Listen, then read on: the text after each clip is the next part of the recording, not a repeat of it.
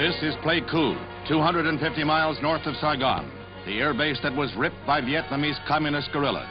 8 Americans died in the attack that brought swift retaliation by U.S. and South Vietnamese forces.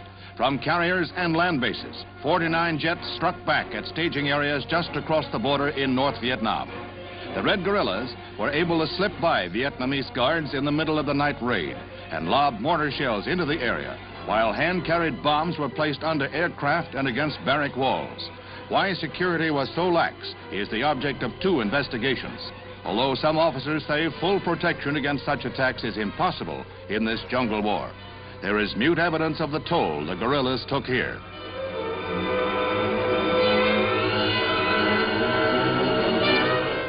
First official word of the retaliatory attacks comes from Secretary of Defense Robert McNamara in a briefing for newsmen. The map shows the relative position of 3 carriers attached to the 7th Fleet, as well as the 3 U.S. bases that were hit by the Viet Cong. This is what followed. Immediately following the attack, U.S. representatives in Saigon met with representatives of the South Vietnamese government. They jointly agreed that joint retaliatory action was required. The President's approval of this action was given after the action was discussed with and recommended by the National Security Council at a meeting held between 7:45 p.m. and 9 p.m. last night.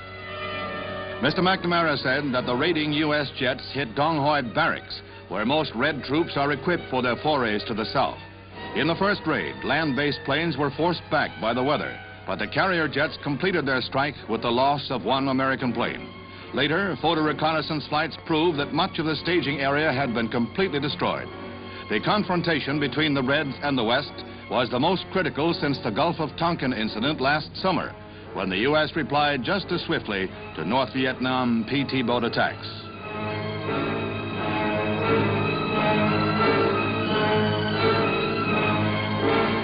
The second raid came the next day, when the South Vietnamese pilots struck anew at bases across the border.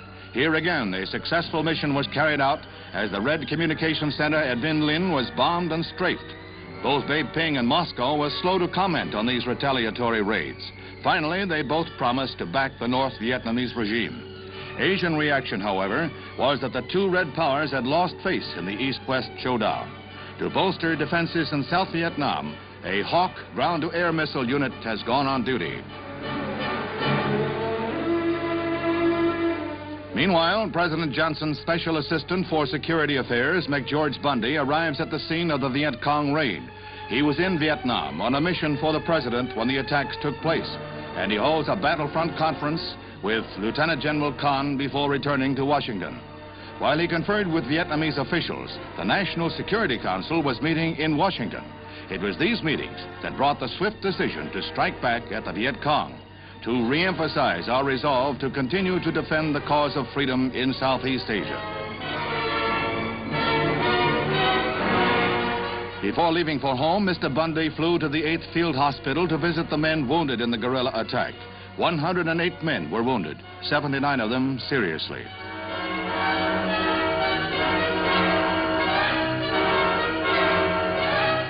Mr. Bundy was to say later that he found morale high among the men, a factor that the president says our enemies always underestimate.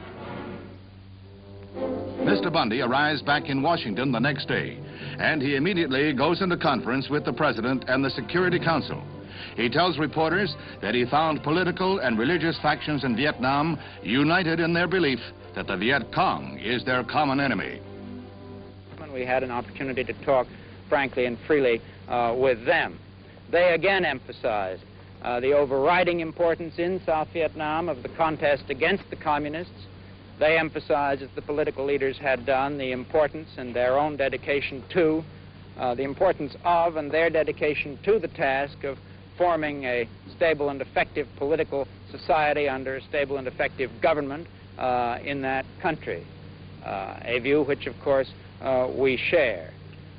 And I think it's fair to say that the Americans in Vietnam are in very good heart and are prepared to continue even against this kind of danger and this kind of sneak attack. Let me say one more thing about that sneak attack, that in a war of this kind in which there are no fixed lines, in which there are large territories that are lightly inhabited and that are essentially jungle and mountainous in character.